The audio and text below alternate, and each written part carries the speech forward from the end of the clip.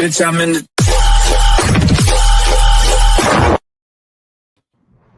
Welcome to the show, ladies and gentlemen. My name is Brian. With me always, that handsome devil right there. I'm Mark. That's right. You good? Yeah, I'm good. Perfect. Today's just been one of those days. I got a freaking, I don't even know what it was in my tire in the sidewall of my truck. Yeah, I'm like, wow, it's about this long. It looks like a brake handle. You ran something out. You ran a kid over on his bicycle. What the hell? No, I didn't do that. That we know. I have no idea where I got it at. I just happened to see it. I was getting ready to go somewhere and bicycle. Shh, don't tell nobody. Damn. Well, Mark, tonight we got a special guest that you've been working with a talent agent, and that talent agent reached back out to you and said, "Hey, I want you to have some of my actors and actresses on." Yes. Before we do that, one of her, I think one of her talent agents or one of her actresses, I'm not 100% sure. I'm just going to give a clue out on, for our last show of the season. She will be on. I could say she's been on before, or she hasn't been on at all. She could be in a movie that we've seen a previews to a couple months ago, or she just might be just something new. I mean, you're just gonna leave people dangling on that carrot, aren't you? Yes. if they want to know, they'll have to tune in next Thursday. And then you're gonna release who's going to be on the show. Yeah, or I might release it Sunday. Either which way, they got to see it live. Oh, perfect. Actually, yes, I was reached out a couple months ago, and she had asked me about having some of her talent on the show, and I was like, I about crap myself. I'm going to be nice by saying it, and I was like, oh, this is cool. We're getting up there. But the biggest thing is I don't really want to mess up his last name, so I'm going to say his first name is Jack. I want to say Berner, but I'm going to bet you it's wrong. So let's see. You're right. Woohoo! I did one right. Yeah. Hi, guys. How are you doing? I'm doing well. Mark always gets the names wrong. And I thought I was doing really good. A couple of weeks ago, we had Anthony Caimano on, and I kept calling him Anthony Ciamano. Definitely wrong. I've been calling him that the whole time, and I felt terrible. So I told you said it last year too. I mean, we had him on before. Jack, you get to butcher his name because I'm not going to do it. Yeah, so I just said Anthony and his wife, and we just brought him on. If I had my legal name on there, you guys would probably not be able to pronounce it because it's a Ukrainian name. Very, very difficult. I saw it in the email. And how do you pronounce it? Yevgeny. Yes, yeah, I would never. Yevgeny. Yeah. So I was told, you know what? Go by Jack. That's my attorney name. My day job is a trial attorney, so I've been going by Jack. Gosh, since I was in my mid to late teens and tired of correcting people on my name, I just basically came up with Jack as it's kind of a translation from my Ukrainian nickname, and that's been working for me. Hey, Brian, our first lawyer. Yes, Mark said at one point we're going to get everybody on the show. We're going to have lawyers, actors, actresses, musicians, magicians. We have a lawyer. Well, you have a twofer, lawyer and yeah. You're not a triple threat. Wait a minute, you're not a triple threat. You're not a comedian, or can you sing? I'm a producer. Does that count? I do sing. Yeah, I like it. He's a producer. Triple threat. Yeah, I ain't triple threat there, or quadruple threat, whichever way. So anyway, what is your true love then? Is it acting, or is it being a lawyer? Well, I mean, I think someone once said that, to be a good lawyer, you have to be a good actor. I don't think the opposite is true. I don't think to be, a good actor, you have to be a good lawyer. But there's definitely drama in being a trial attorney. You're when you go to trial, you're kind of the star, you're the writer, you're the director, you're the producer. So that was a really, really good foundation for me to get into the entertainment business. Yeah. Yeah. Do you do criminal cases, or what do you do exactly as far as that? Yeah, we've done some criminal cases, but our bread and butter is family law, like really the nasty stuff that no one wants to touch. Mm-hmm. So, divorces, child custody, domestic violence, everything that would keep a normal person up at night, and we have at any given time between 70 and 100 such cases. So,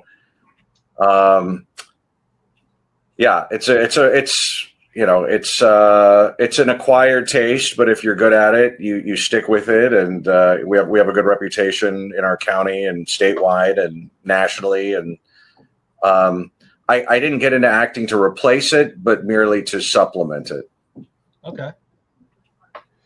So you know lines, because I'm sure those law books that are behind you, you have to remember, or you have to summarize some of those statutes that you may find in those books, correct? So if you go to a trial or something like that, case law such and such. Yeah, I mean, nowadays you don't really have to memorize case law. I mean, you can for brief presentations, but you've got it all laid out in front of you to refer to.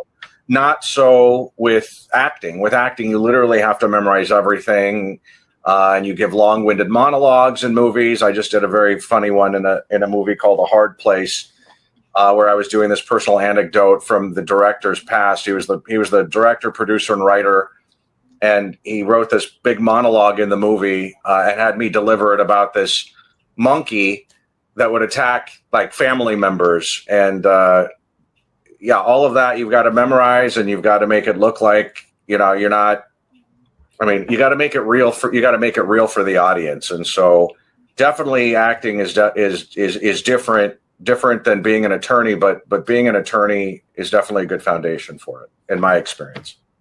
Very good. Very good. So how did you get into acting then? You said you did it to supplement, but how did you find your way into it? Did somebody say, hey, you go on, what is it called? Backstage? Backstage. Yeah. So I've always had a love of acting, and I think it was inherited from my mom.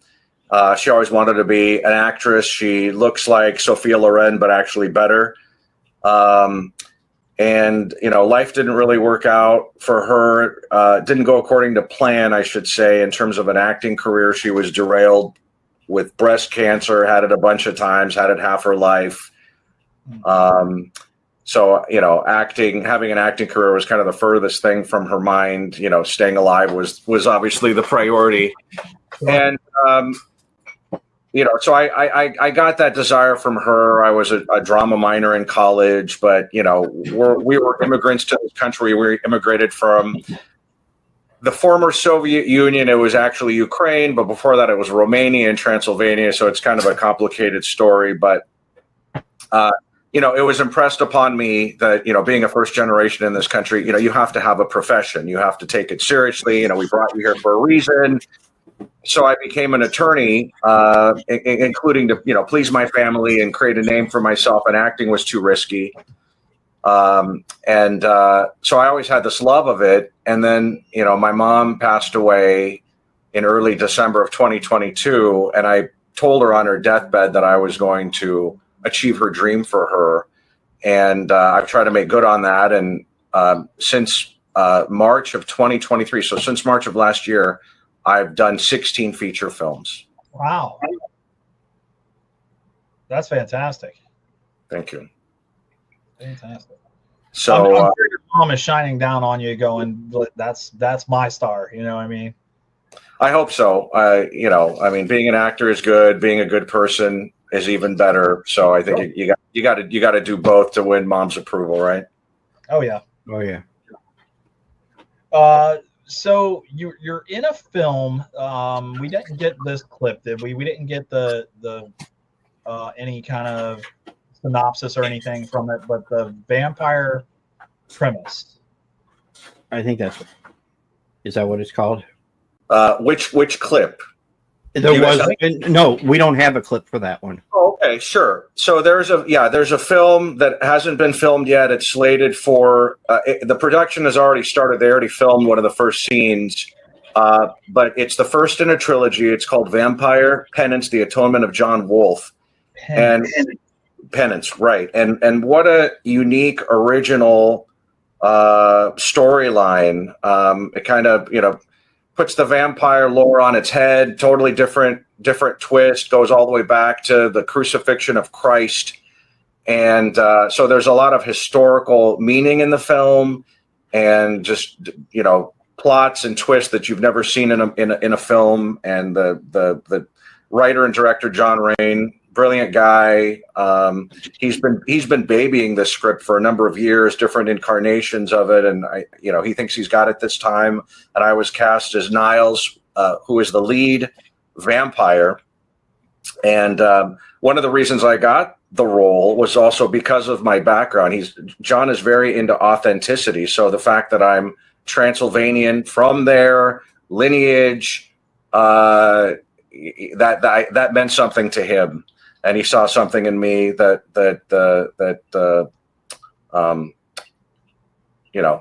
when he visualized the character, he saw something in me that was consistent with that. So I'm humbled by that. And filming for my part of the film is slated to begin in the spring of next year. Okay, so you're going to be on location. Are you going to be doing this film with your co-actors and actresses? Yes. Or is it going to be, okay. It's going to be on location, and this first film is going to be filmed in Pennsylvania, and then John has ideas for the subsequent films, prequel, sequel, to be filmed in Europe, like Ireland and castles and whatnot. Okay. Yeah. When I was first approached about the movie about having interviews with these some of the actors and actresses on that one, she was telling me about it, and I'm like, it sounds interesting. And I told my wife, she was like, vampires. Okay, I'm in. Let's watch. So, vampire movies. I mean, it's always been one of my favorite genres, both because of where I'm from and they're just so stylish. I'm really into style, and this movie has a lot of style. It has heart. It's original. I'm really excited. If you guys go on YouTube and you Google or YouTube, Vampire Penance: The Atonement of John Wolfe, you'll find that initial scene that was filmed, or part of that scene. And so you'll kind of get a flavor for what the movie is like. I mean, even from that first beginning with the crucifixion of Christ, it's pretty amazing. Now, Mark does have another clip, though. He does have a clip. But not from that movie. It's from a different movie. From that movie. It's from another movie as well. Now, is this is already out, though, Mark? Is that right? I don't know. Which is it, Alien Horde? Yeah. Alien Horde, yes. So Alien Horde was just filmed this past October, and usually films have an extensive, I didn't know this before I started doing films, there's an extensive post-production process. It can last up to a year or longer. So the movie is currently in post. They put out the sizzle reel to get folks excited about it. And even just the sizzle reel it's pretty amazing. But I think the movie is going to be in post for several months in 2025. Hopefully it'll come out maybe at the end of 2025. But that's typically the cycle for these films, is post-production, then distribution deals, and then it goes out into the world, whether, movie runs or directly to VOD or both, or film festivals. That's up to the producers. Now, these aren't considered like fan films or anything like that, right? No, this is not a fan film, but it definitely has an element of Guardians of the Galaxy, and that's I think that the sizzle reel just came out the other day, and the director was commenting on that it's got an element of Guardians. If you want to compare it to something, you compare it to Guardians, like a Guardians of the Galaxy type movie, but totally unique plot and unique characters, but kind of that feel. It's up to this band of ragtag, soldiers to kind of basically save the galaxy. Mark has the film. No, I have the clip. You got the clip. Yeah. No, he's already got the whole film. He's got the whole thing. Yeah, I got the whole. Nobody else has it. Well, send me a copy. You had the whole thing. Oh, he's the one that sent me this, so we'll see. So I'm going to play the clip right now for it.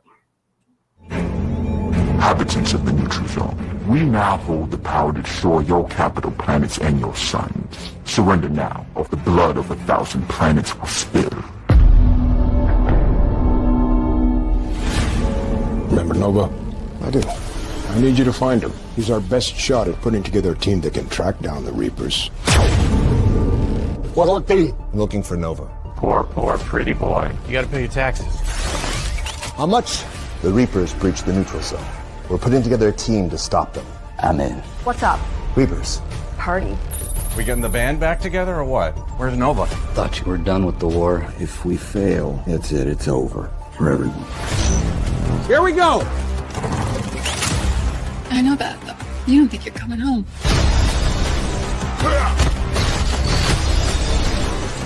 Keep your eyes on the prize. Let's go. Nova here. We've got your back.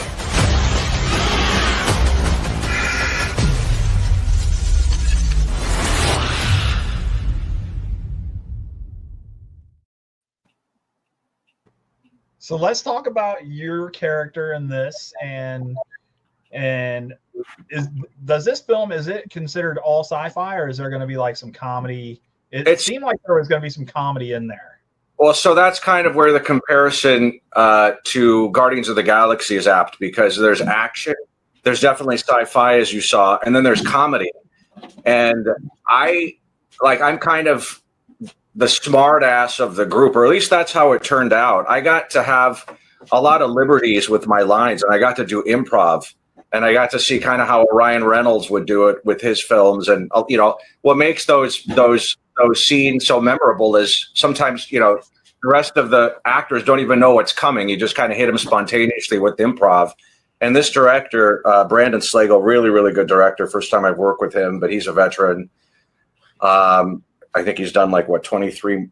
I think he has 23 director credits or something like that, 26 director credits. But he allowed me the freedom to really develop my character from a two-dimensional character on a page to just a totally unique looking, it was a lot of fun because we had that freedom to maneuver. And I've never experienced that in a film before, quite like that. So it's got all those elements. It's got comedy, it's got adventure, it's sci-fi. So it's got romance. I mean, it appeals to a lot of different genres. What's your character's name in Alien Horde?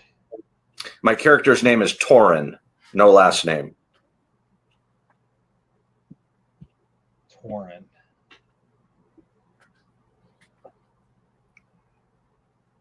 Is Torin considered one of the main characters though, or is there an actual? He's one of the main characters.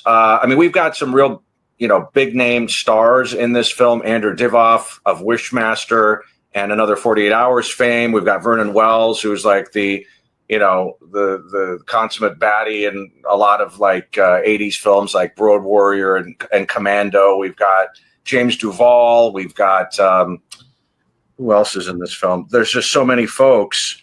Robert Lasardo. Yeah. We got, who Robert Lasardo is. Yes, he's one of those guys that I want to get on this show because I've watched him in a lot of different things, and it's like, wow. Go ahead. I'm sorry. No, go ahead. He's got a very unique presence. Trademark that presence. We've got John Wells, who is indie films action darling, and a friend and mentor of mine. So lots of really, really good talent. No amateur hour here. Yeah, John Wells. We watched him in a movie. We got to see the movie before it came out. Greener? Huh? Which one, the screener? Yeah, the screener. If I'm not mistaken, he was in the Unnatural. Okay.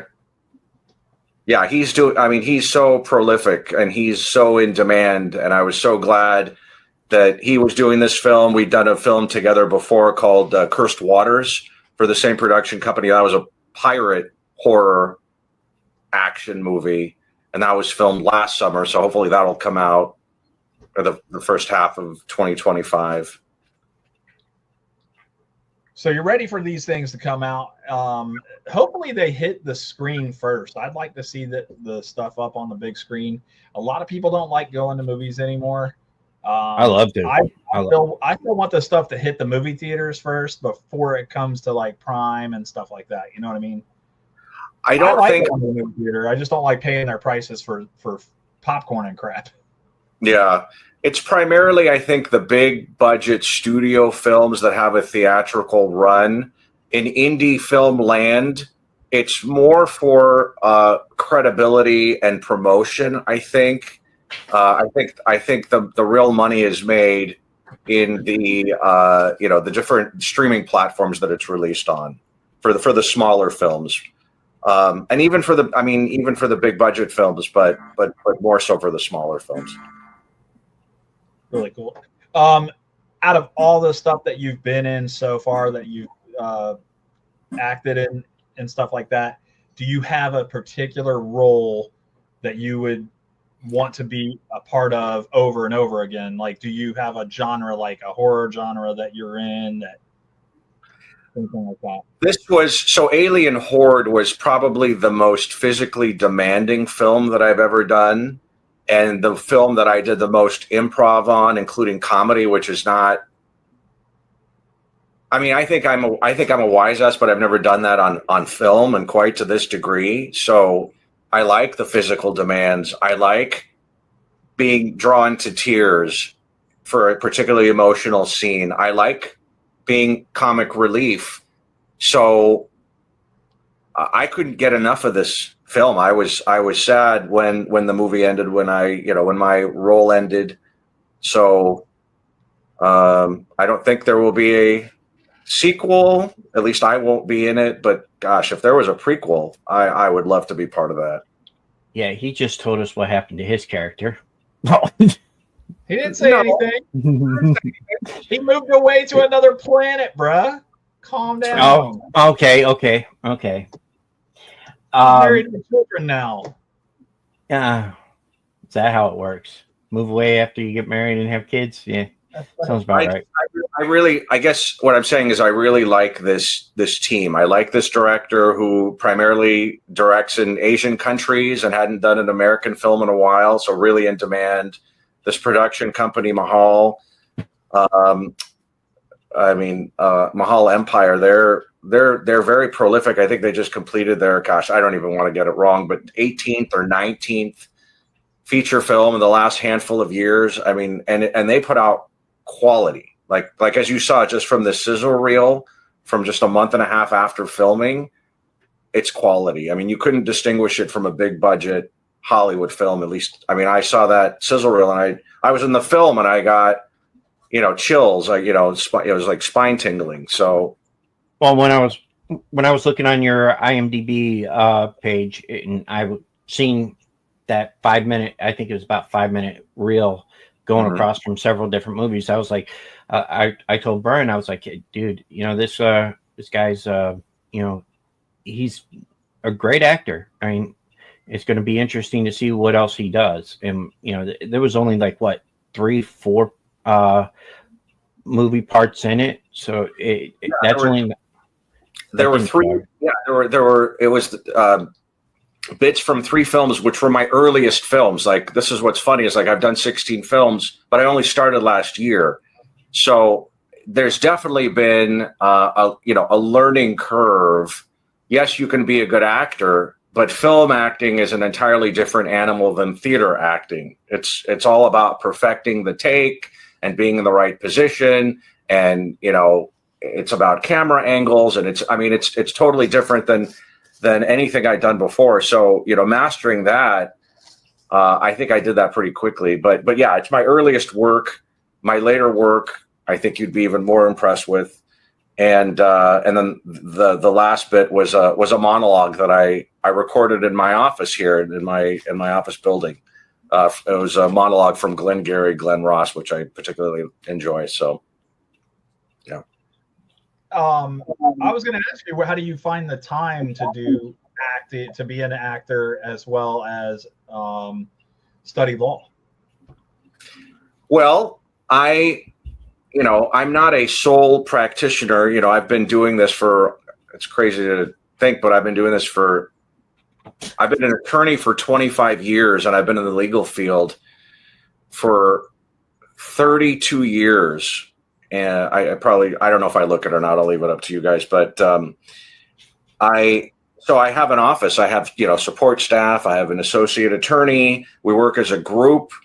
Lots of lawyers, when they've been in the business as long as I have, they just take extended vacations. Well, I would rather do something, vacations are important, but I would rather do something, just as productive, such as, be in a film. And there's flexibility with litigation. You can, if it's known about in advance, you could plan around it. So, you just issue, your notice of unavailability when you're available, when you're not available. And I'm able to work remotely. I take my laptop on location. We live in a Zoom world now, as you can see. So you're not limited by where you are. It does. Obviously, it takes sacrifice. Especially if you have a family. There's definitely a sacrifice. You have to have an understanding, loving family. You have to be efficient with your time. Obviously you have to learn lines before you ever get on set. So that takes a lot of discipline and it takes time. So, in my case, it's a combination of factors that allow me to do both jobs. It's got to be a lot, because not only are you learning lines for a film, but you're learning cases that you're working out on and stuff like that. So you get on set one day and something crosses your mind. And you're like, wait a minute, I got to do something with this case real quick. And then you got to make phone calls. Does that ever happen where you get to a point where you're like, oh, I got to take a minute. Well, sure. Like, I could be on set and my paralegal will call me and say, hey, I have a question about this. Or, my associate attorney will call me, or my office manager will call me.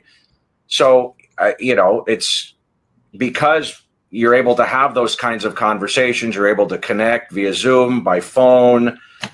It's doable. You have to be super efficient, but it is definitely doable. Gotcha. Yeah, the world we live in. Come on. Huh? What's that? I said, you're married. Is that correct? That's correct. Does your wife travel with you? Go to shoots? She's actually been in some of my films. Wow.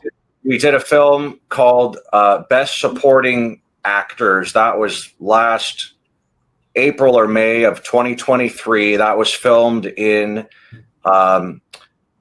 West Virginia. It was with a production company called JC Films. I'm a co-producer of that. And not only was my wife in the film, but my 3 daughters were also in the film. It was a really, really cool story. It stars Eddie McClintock from Warehouse 13 fame, and he was in Shooter. I don't know if you guys know him. Really prolific actor. He's been in a bunch of faith-based films lately, affiliated with JC Films. Just an amazing actor. And this movie is basically about this down on his luck, alcoholic, kind of has-been actor who tries to find redemption, teaching a bunch of troubled youth in his hometown in Ohio. And there's like a really interesting plot twist, which I'm not going to give away. But just an excellent performance. The movie's currently in quality control with Amazon, and then it's going to be released on video. We haven't had a premiere yet. So yeah, we were all in that film, and my wife actually played Eddie McClintock's love interest. So that was quite interesting. And yeah, my kids all got to see what it was like being on set. And, you know, my wife was in another film with me that was filmed in Vegas, which is an amazing film called Infernal. Totally different from anything I've ever done. Written and directed by a cool guy named Eric Mathis. She got, there was a scene where I was being a fool and with these other women, and she like slapped me really hard. I'm all about realism, and so she slapped me so hard, and it almost knocked the wind out of me. And I got it, like, yeah, I'm like, wail on me, and she did, and everyone could hear it, and it was great. I mean, how interesting is that, getting slapped by your wife? You know, in a scene for a movie. I mean, yeah. Yeah. My wife would have loved to do that to me. I mean, they're going to be like, make them bleed. Yeah, no, she definitely has the acting bug, and she is also going to be in Vampire Penance. She's going to be a vampire hunter, so the exact opposite of me. So so stay tuned for that. So she might be able to kill you on scene or in the movie then. I don't think that's going to happen. But I'm not at liberty to say. I'm not at liberty to say at this time. She might not make it throughout the film. I have no idea. We don't know that either. Honestly, I have no idea. It's in the brilliant mind of our writer director John Rain. So, you know, he will decree what he will decree.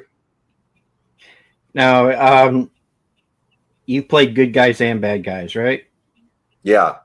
What do you like playing better? Bad guys. Easier?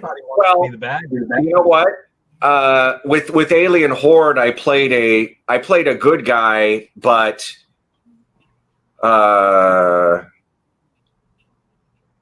just trying to think of how to say it without giving it away. Well, he's a good guy, maybe a little bit ethically or morally challenged. So I don't know if you would consider him still a good guy, but yeah, I've played a lot of. What's that? Rough around the edges. I think rough around the edges is a good way to describe him, but I would say still a good guy, a hero. And I played a lot of bad guys, and I think my appearance kind of, I don't know. I think my appearance is more conducive, perhaps, to playing a bad guy. You know, with the you know, goatee and the sideburns and the, you know, the crazy hair. I guess it can go both ways. Yeah, those are some. There you go. I like both, but it's just easier to play a bad guy. There's more freedom in it. Oh, we've heard that a lot. Bad guys don't always get the girls, though. Isn't that what you want? You want to get the girl in the movie. Well, at some point they get the girl. They may lose the girl. Normally they have the girl and then they lose her. Yeah. Right. To the good guy. So I kind of like the idea of a redemptive bad guy. You know, starts off as a bad guy, turns into a good guy. I think that might be my ideal role to play, because you get both. Your agent. How did you find your agent? Well, I have an agent and I have a manager. Are you guys talking about Alexi, who set this up? Yeah. So Alexi is very well known in our community. She's got a very well known and popular Facebook group. She's been a manager for a while.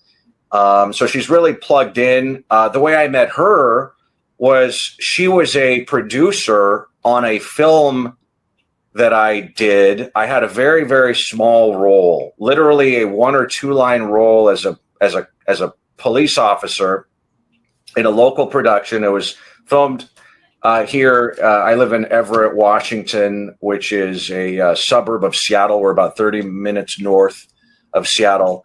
And there was a movie being filmed literally a couple blocks away. And my real estate agent friend, they were filming in his real estate office, but he's got this amazing atrium, this 2-story, you know, kind of atrium, where it kind of looked like a police station. And so he, as a sign of friendship, because I, you know, it was kind of a little bit of quid pro quo, but as a friendly act, he kind of conditioned the use of his facilities with getting me in the film. He knew I was interested in launching a movie career. So fine, they gave some charity. They gave me a two-line role. And I guess they so liked my performance that they gave me my very own standalone scene, in a different city. It was at night. The whole production crew was there for me. She was there. She liked my performance. And so that's how we got to know each other. So we'd been communicating since then, and signed me up as one of her clients. And then I subsequently signed with a talent agency called Big Fish Northwest, which is separate from Alexi. Okay. Yeah, I met her, going through Jason Brooks, Sanaya Lutis, Sean Lutis. I met her through them. Yeah, Sanaya Lutis was actually in the film that I was in. It was called Finding Estrella. So she was an actress in that film. And I believe it or not, I have watched that. I have watched that movie. And I knew I was like, wait a minute, I know I've seen you in a movie before. And when you said that, because I was going to ask you what the movie was, but you gave it. So I was like, I've seen that movie. But, I got one for you. They tell you got to shave your whole facial hair to be in the next film. Are you doing it? Yeah, I'll do it. You're doing it? Really? Well, if they, I mean, look at it. Look. He shaves parts of it.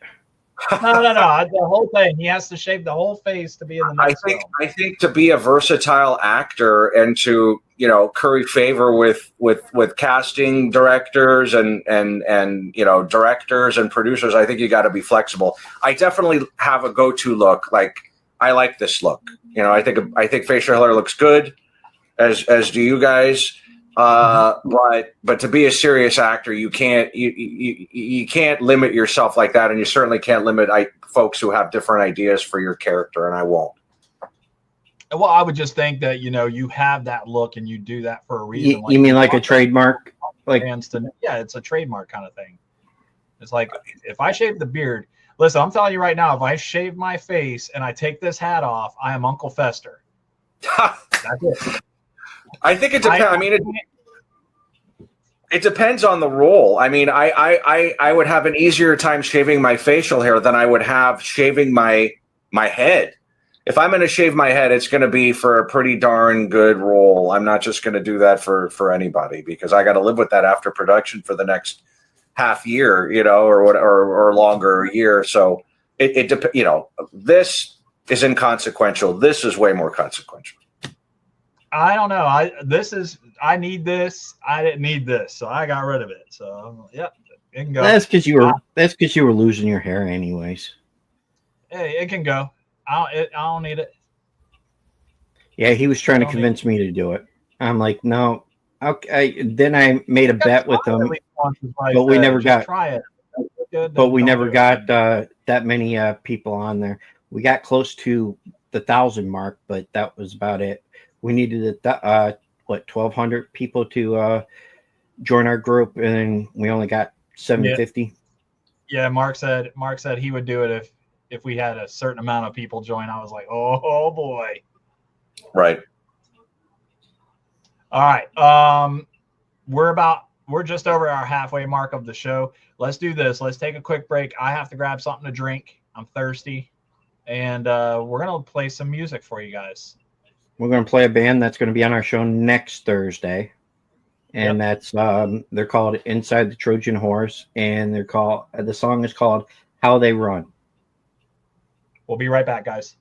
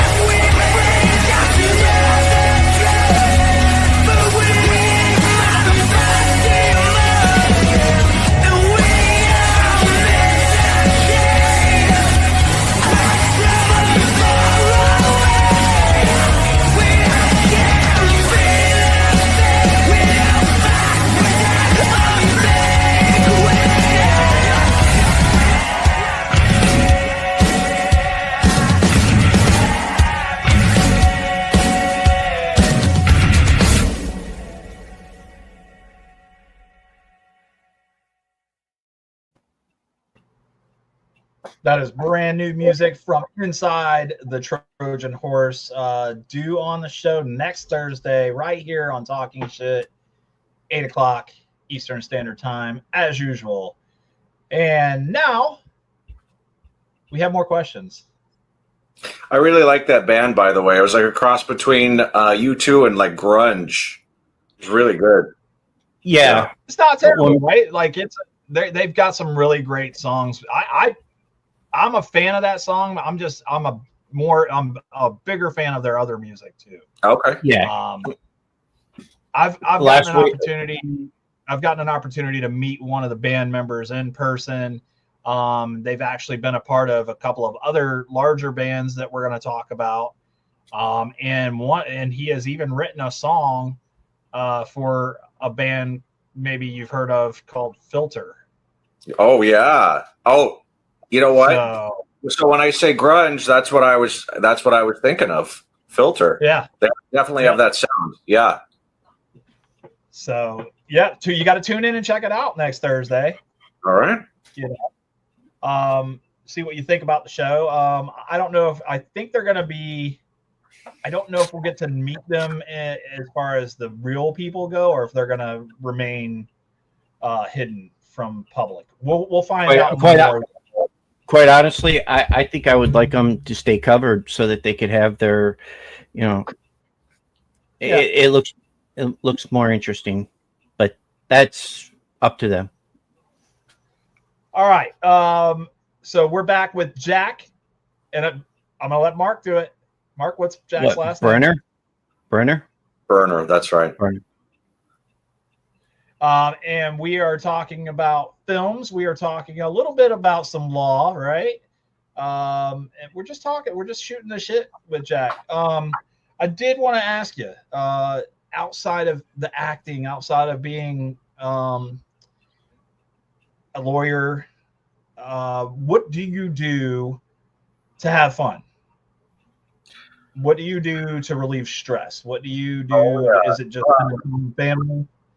Yeah, I mean, working out is really important, especially just from the stress of my day job. If I didn't have that outlet, I don't know what I would do. So working out is important. Having things to look forward to is important. Like I love traveling. In addition to pursuing acting, when my mom passed away, I also just realized just how short life is. I mean, I'd kind of known before, but it really, really hit me when you're on somebody's deathbed and, they're talking about things that they haven't achieved and, life could be taken from you at any time. I mean, it really forces you to, prioritize things. And so, we immediately took a once in a lifetime trip to Africa. That was a bucket list trip that most people, I think, take in their, if at all, they take in their 60s, 70s, 80s.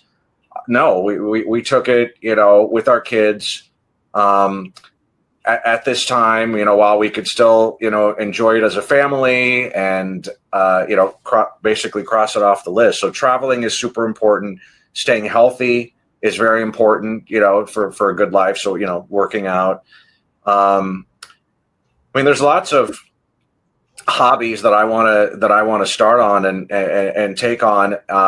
And one of the reasons is because I learned that there was this fight coordinator on Cursed Waters who was teaching us how to sword fight. I mean, this was one of the highlights of this whole experience. Is, I mean, you're on set, you're in the woods, and you've got this renowned fight instructor, fight choreographer teaching you how to sword fight, using you as his fighting partner. And he basically says, when you come on set, you're bringing, the skills that you're bringing. I mean, it's who you are. You bring what you bring. And so I feel like the more you have to offer these productions in the way of practical skills, whether it's shooting, whether it's sword fighting, whether it's grappling, the production will be better. You'll be more sought after. So I'm taking that to heart in learning skills that could be marketable in film. Since you're just starting out with acting over the past year and a half, what would you tell like any other person trying to start out? What would be your one thing you would tell them? I'll tell you what my acting coaches have told me. You just have to do it. I mean, you can apply to different places and whatnot, but you just have to do it. I'm doing it kind of on a bigger scale because I feel like I've got to make up for lost time. I mean, having done 16 features, I feel like I could have been doing this my whole life. And I am the age that I am. And, I don't know. So I basically feel like I'm making up for lost time. So I would just tell these people, just do it. Whether you're acting in a stage production or you're, doing a commercial or you're doing a student film. I mean, there's endless amounts of, work for you. I mean, you won't get paid for it, but you'll be doing it. You'll be honing your craft. And I just happened to kind of learn on the job. I mean, like I said, I was a drama minor in college. I've been a trial attorney for 25 years, which takes a big measure of acting. So I've been doing it just in a different forum, in a different way. So it was easier for me to integrate into the demands of feature films than just somebody who's just truly just starting out. But I would just say, just do it. Just there's endless opportunities, and you know, the more you do, the better you get. The better you get, the more people will notice. The more people notice, the more gigs you'll get. Like, I'll give you an example. I've done, among these 16 features, I've done repeat productions for certain producers who have seen my work. Like, for example, I did a movie called Irish Ashes. I did that. I've done 3 films in the UK to date, and it was for a writer producer named Chris, who is just an amazing guy, and you know, gave me an opportunity to be in his gangster film Irish Ashes, and I just played, like, you know, I played a hired gun, kind of a low totem pole goon, and I did it well, and he noticed. And then my subsequent 2 films for him, I played a lead. So they give you an opportunity, you take advantage of it. Like, I was over prepared. You know, I knew my lines better than the assistant director. And you kind of have to. I was you know, in these productions, I was helping other actors with their lines. Wow. And, you know, people notice. They see you're a team player. They see that you're prepared. You're willing to, you know, fly out to the UK. You know, taking time away from, you know, a better paying gig like your day job, taking time away from your family. This is what I mean by sacrifice. Like, you're making a sacrifice, and they see that, and then they reward you. They reward you with more work. And you know, Chris Sanders, again, writer producer of the 3 films that I did, Highgate Vampire. So, you know, that was a film noir. Irish Ashes, gangster flick. Clean Right Hook, another gangster flick. I got to play a Ukrainian gangster. So when you were asking me earlier, you know, is it fun playing, you know, bad guy or good guy? I mean, I could have easily in another life been a Ukrainian gangster. So these are not difficult roles. Like, I guess I'm interested in challenging myself and stretching myself, but the roles I've done to date, there's aspects of me in all of these roles, except A Hard Place. In A Hard Place, I played this kind of slow, stoic family member who turns into a monster at night and has an Appalachian accent. So the furthest thing from myself I played in this film. This was a Jason Horton film. The premiere just happened last month. So the movie will hopefully be coming out soon, but well done film. You know, it was a Felissa Rose film. Do you guys know Felissa Rose? She's like one of the top scream queens there is. I think she's got like 180 credits to her name. I'm sure most of them are horror, but yeah, I mean, she's what other horror actresses aspire to, and she had a lead role in this film, carried the film, played my mom. I had kind of a cathartic experience with her because she kind of looks like my mom. Not my mom's age, but looks like my mom, and I played her son, and this was shortly after my mom's death, and I definitely had a cathartic experience with her on set, but that's for another time. But I've had life-changing experiences on these films. So going back to your original question, what would I advise people to do? I mean, life is short. Get off your butt. Start applying. Start working. Do the free stuff.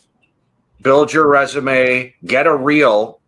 That's very, very important. An actor's reel. You're not going to get a reel unless you actually do the work and you are filmed doing the work. But you could even film monologues. You could even go into your office and have, you know, your wife or another family member literally videotape you delivering a monologue, and that can go into your reel. People want to see you act. They just don't want to just hear about it.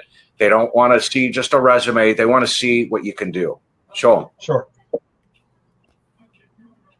I think that every type of actor has a certain look for the role that they're going to play too. I feel.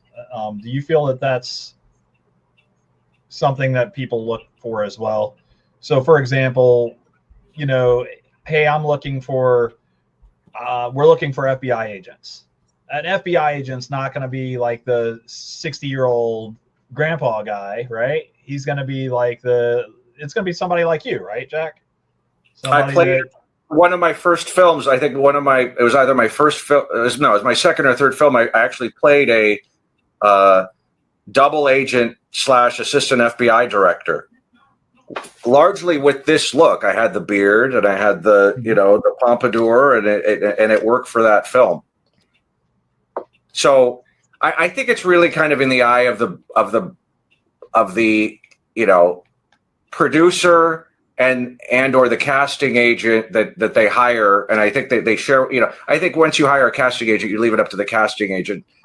If there's no casting agents, whatever the producer wants. We want you to go out and find a 6'6" muscular bound dude to play a biker, or something like that. I think audiences like what they, I think there's something to meeting audiences' expectations.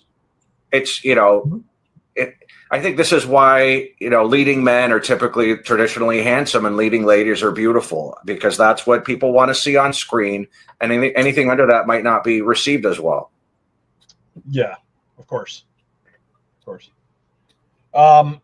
Real quick, what about sports? Do you get into sports? Are you into watching football, baseball, basketball, anything like that? I'm very into football. Proud Husky. I went to the University of Washington, so very proud Husky. They've been doing quite well, as you guys know. Proud Seahawk. We've got finally a ice hockey team. We got the Kraken. So I'm definitely into the local sports, particularly football and hockey. But I also really like MMA. I appreciate that physical discipline. I appreciate the ability to outsmart your opponent physically, outman them, outmaneuver them. I've gotten into there's definitely some physicality in some of the roles I've done. So I really appreciate that skill. Have you been to the boxing gyms and stuff like that to do any kind of grappling and stuff? Yes. Perfect. But you have to be careful. We've been cautioned by certain fight choreographers when things get really heated. They shut things down ASAP, because you can't help when you're on set and you're put into a fight scene and there's multiple people involved. Your adrenaline starts to take over, and all of a sudden, these there's a technique that they teach you on how to make it look real, but a lot of these punches, so they teach you how to make it look real without actually landing. But because the actors are so into their method and they want to sell it, there is contact. Like after I did this film, Clean Right Hook, which was the last film I did for Chris Sanders. This was the UK producer, writer. I took my shirt off in the hotel after a day of filming, and I was just bruised all over because my scene partner, brilliant guy, kind of took it serious, and he was like, so basically there's contact. You try to sell it. You can't really avoid the contact. You try not to hurt somebody, but yeah, you get these fight choreographers saying to, calm down, all right, because people can get hurt, especially if weapons are being used.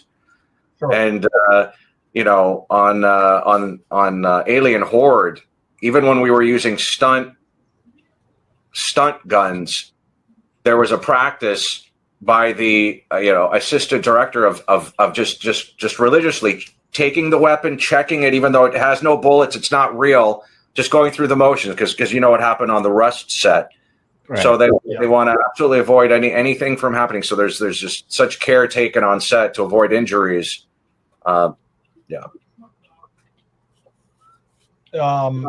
Is there any particular actor that you would like to be in a film with? I would love to be in a film with Hugh Jackman. I would love to be in a film with Ryan Reynolds. I'd love to be in a film with Al Pacino. He's my all-time hero. I aspire to be an actor like him. So I definitely have some film heroes. You could play a young Al Pacino. You could absolutely pull it off. Wow. Thank you. You can do it. You can do it. I appreciate that, Brian. Well, it's funny you say that because my father is a carbon copy of Al Pacino without without the wild hair, and he's a little bit younger, but he's actually a carbon copy. So if I kind of look like Al Pacino, I think it's because of my dad. That's cool, man. That's really cool. Yeah, I would do like a monologue for some stuff that he's done in the past or something, and just see, do a side by side comparison and just see what you think. Okay. You know what I mean? I mean, he's got a certain delivery, where it starts off normal keel and then it becomes explosive. And I've always wanted to do that. I mean, you don't want to mirror somebody, because that's them, that's their trademark. But I want to definitely, try to achieve what he's done in the acting world. Yeah. Yep. So you're a Seahawks fan. I'm sorry to hear that. Yeah. Well, it's only because Mark's a Lions fan and I'm a Pittsburgh fan. So I guess there's one in every crowd, right? Is what they say. That's right. I mean, it could be worse. I mean, it could be a Cincinnati fan. Yeah. They'll have their moment in the sun again. Just watch. Hey, I'm just happy my team's doing great this year. Best starts in franchise history. I don't want to hear it. Congratulations. I mean, I've been a fan of theirs for 47 years. I'm not, there's no way I'm giving up now, but I still have that, what are they gonna do next? On the Lions, are you kidding me? Huh? Nothing. It was a joke, Mark. We can't all be the Steelers. Do you guys have sports figures on this show? We've had a few wrestlers. Other than that, Snow. Yeah, we've had El Snow on the show. Okay. El Snow is also an actor now. Yes, he is. Yep. He was in a Unnatural. Unnatural. Yeah. I think recently filmed a movie with John Wells where it was a wrestling. Yes, they're singing opera. Yep, they're singing. Yep. Yes, we got to play. We had the director on the show for that one, and we got to play one of the songs, and it was great. Who was singing it? Which one? Al Snow will be singing it. Right it's what was it? It's the I Miss Head or something like that. Oh yes, that's what it was about. Exactly what it was. The song was funny, and I know that John Wells does a lot of movies with Whit Whitman, which is awesome. Maybe one day I'll get him on here, but that's one day. But just when he showed us that song, I had to crack up laughing. It was awesome. It's just unique. I love unique. There's so much content out there nowadays. Saturation of content. Everyone is producing. Everyone is has content, and when something unique comes along, you gotta stop and watch. The only thing that I'm not too thrilled with here, with all the stuff going on nowadays, is when AI does take over on what we're going to see. In terms of taking the place of actors. Yeah, I think that's where Mark's going with it.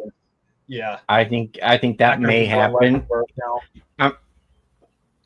I just don't. Go ahead. Yeah, I've been told repeatedly that this is literally the worst time in history to come on board as an actor. But I've also heard reassurances. Oh no, they're not going to get rid of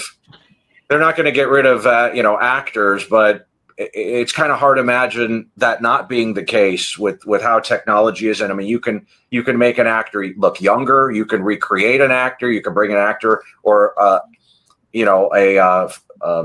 performer back from the dead and project them as a 3D image.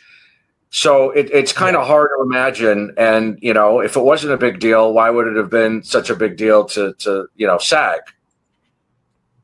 with AI and not using people's likenesses and whatnot? So it's definitely a concern of mine. More reason to make up for lost time and get as much of this in now as I can. That's kind of how I'm looking at it, because you're kind of getting it from all sides. I think the only part of AI that should be used, if they're going to use any of it, is to protect the actors when they have to do like these major stunt scenes. Hey, we want you to jump off this building. Now we'll have AI do that. AI can. And all they need is a picture of the person and a snippet of their voice, and that's all it takes. So but it's like with this deep fake stuff, if you guys have seen that, I mean, it's just crazy. So the biggest one that was running around was like the Tom Cruise deep fake deal, and I was like, holy cow.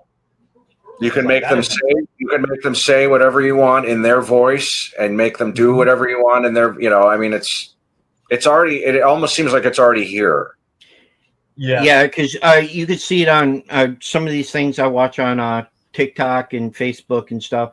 It's, you get these press conferences with the coaches, and they're saying all this off the wall shit that that they don't say in their voices, and it's like, wow. Yeah, the shit that they come up with. That's right. Jack, where can we allow our fans to find you? Sure. Instagram. X, I'm on Instagram is Jack Berner, Facebook Jack Berner, IMDb Jack Berner, also Yevgeny Jack Berner, Yevgeny. IMDb has my filmography and my reel. Amazon has some of my earlier films. Twitter files, and I Want to Jump, and it will soon have Best Supporting Actors. I mean, all these films are eventually coming out, but those are the ones that are currently on those platforms and other platforms. jcfilms.com for some of my earlier work, and stay tuned. Hopefully, coming to a theater near you. Yeah, hopefully so. How about this? How was this your first podcast? Have you done any other podcasts? Yeah, I've done podcasts before, but you guys have really good questions, and I appreciate it. He even had a script wrote out for what he wanted to say. No, listen, I do my absolute best to take notes. I try to take notes and not go into our show and looking like a fool. I try to do the best I can. I don't like to research because I want to ask all the questions. That's the big thing. You had really good. You know what I mean? Do I come across as this being my first podcast? No. No. We just did a habit of getting a bunch of people that we've had on as their first podcast, and we love it that way too. Yeah. Because it's always fun. Because then when they do the next podcast, you can see the difference on what you get. When we first started almost 2 years ago, I would write out questions, and Brian would write out questions. But I'll tell you what, I never asked. I'd ask maybe 3 of the questions. You would ask maybe 3 of the questions. So we stopped doing it. We would look up stuff about them, and that was about it. You guys, it's a platform for you guys, and we ask a few questions here and there, but you guys are so awesome because you're able to just talk your way through the whole show. But we've had instances where it didn't go like that. We've had instances where you'd ask a question and it was like a yes. Well, I mean, the whole point of this podcast is for entertainment and for promotion. Absolutely. And I think both sides have to be prepared. I don't think it's just up to you guys. I think it's people in my situation, on my side, they have to be prepared as well. It takes Right. Both sides. Yeah, when I said that you had a script wrote out, you knew what you were gonna certain things that you were gonna say, because you're not gonna always remember everything. No, it's not a script. Yeah, it was just notes. I was just playing around with that one, but it was one of those things that it was like I knew what you were doing there, because when I have important stuff, which normally I got a whole book for the past year, and I write down stuff that movies I want to see, or something I want to see later on, or even have the person back on after a certain movie is released, because I'd like to know more about it too. Yeah. And you're actually one of the ones that we'd like to have back on in the future, and do it a little bit different. Sure. Because we normally play a live show, we get the audience involved. We play Florida or not Florida. We have a great time. That's a big thing. Like I said, we just want to make sure that that you have a great time on the show. I didn't want to ask a whole lot of questions because I feel like it's pressuring the person that's in that chair where you're at right now to answer questions. Let's just have a conversation. That's it. Well, that's why we're called Talking Shttt and not anything else. Yeah. Strangely, I think I like questions. I think I'd like to get to the point of being stumped. We can't stump you. I can't find anything to stump you on. I think actors, I think they like to showcase themselves. If you're a true actor, I think it's easier for you to. Well, I shouldn't say that. I know really good actors who just don't like talking about themselves. They don't like this format, and they're excellent actors. But there's a lot of Leos, I think, in the acting community. I'm a Leo, so I don't mind talking about myself. I'm happy to answer questions. Perfect. All right, so we're going to make sure that we can reach back out to you and get you back on the show again in the future. Definitely looking forward to Alien Horde and finding more about your character. Torrent is Torrent, right? Torrent, yeah. Yeah. I'd like to learn more about that character. The film absolutely looks fantastic. So it's not like it doesn't look like a B film. It doesn't look like it's a low budget. It looks better than that. Yeah. Well, yeah, so, and then the acting is just as good as the effects. I mean, based on what I saw, like everyone brought it, and that's what you want to. That's what you, because that when people bring it, you bring it. It puts pressure on you to do better yourself. So I love collaborative sets like that. Is there a such thing as overacting? Yeah, absolutely there is, and you just have to. I mean, I think this is what coaching is for, and this is what learning the craft is. And I've been told repeatedly by folks, it's an ongoing process. You don't just learn it and then you're done. It's ongoing. So I'm all for additional coaching and learning different methods and with different actors and schools of thought. I think you hone your craft. I mean, that's where the expression "hone your craft" comes from. So I've been learning. As I've been doing these films, I've been learning with acting coaching, and I'm able to kind of suspend disbelief in my head now to generate authentic performances. But yeah, there is absolutely something called overacting, and I think the remedy for that is just more coaching, more learning. Okay. Yeah, overacting. I think you see like people become more hammy. I think is that about right? Well, it's one thing if you're playing like a smart ass, then maybe it goes with your character. I guess it depends on what the mood is of the scene you're in, or what lines you're delivering. If you're playing a ham, then it's natural. You're playing a smart ass, you're playing a ham. But if it's a serious scene and you're overacting, you just have to. You have to do the work, and the work starts with when you're looking at your lines. visualize how you can best deliver those lines, create a backstory for your character. Even if your character isn't that meaty, you don't have that big of a part, create a backstory for your character, make it real for yourself. I mean, the whole point is to entertain an audience. And if you're overacting, you can literally ruin the movie for somebody in the audience. Your sole role can literally ruin the movie, because then the illusion is gone and it's not going to come back, and you just screwed it for someone in the audience. So you got to take it seriously. Yeah. Okay. I believe that. So these are great notes for somebody coming into the acting world. Don't overact. Read the line, but have a story, have a backstory, right? Yeah. So create that character so that you know how to deliver the line. Right. So perfect. Well, Jack, we appreciate your time tonight, sir. We typically have an hour show. We went a little over an hour, and we do appreciate your time in that. One more time before we let you go, if you'll just shout out your socials where you can let our fans and followers find you. Absolutely. Jack Berner on Instagram, Jack Berner on Facebook. Look me up on IMDb, Jack Berner or Yevgeny Jack Berner.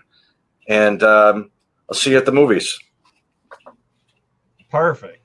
Jack, thank you so much for your time, sir. We appreciate you. This was really nice. Thanks a lot. Absolutely. No problem. We're going to drop you off screen for just a minute. We'll meet you in the green room. Yeah, give us a minute. Sure. Well, guys, there you have it.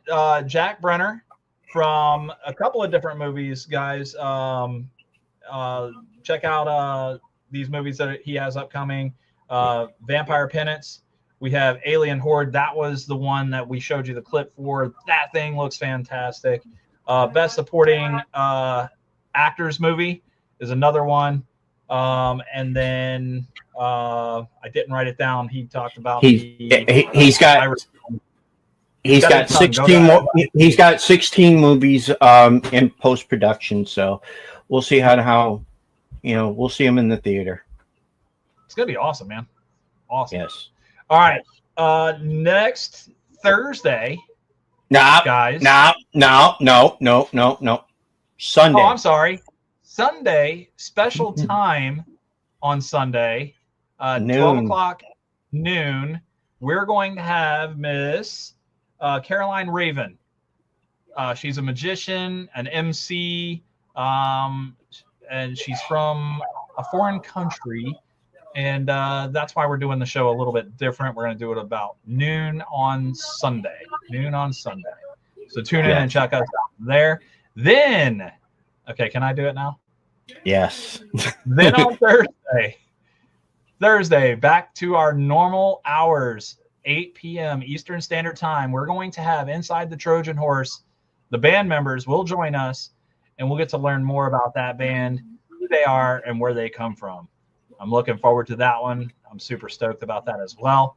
And then Mark's going to announce something that day for a final we might actually, I can announce it now, but I want them to keep following. Don't do it. Make them watch. Yes, make them watch. But it'll be it's special to us. I can't wait. Guys, don't forget to order your shirts. You can get your shirts at just text us on message us on Facebook, Instagram, X. You can leave an email. I think Mark's built a link tree, so you can go to our link tree. Yes, I did. And it's somewhere. Mark's going to put it up here. I'm going to try. There we go. And you can email us your size and how many you want and your address, and we'll get them out to you. And we'll tell you how to pay for them too. Easy enough. Maybe it's the last thing I care about anymore. So actually, we're going to be giving I think Sunday or Thursday we're going to give away a couple shirts. Sounds like a Thursday to me. So whoever wants a shirt, just put your name in the hat. On Thursday. Yep. Tune in Thursday. On Thursday. That works for me. You good? You good, Mark? Yep, I'm good. Guys, from us here at Talking Shttt, my name is Brian. I'm Mark. And we're out of here. We're out of here.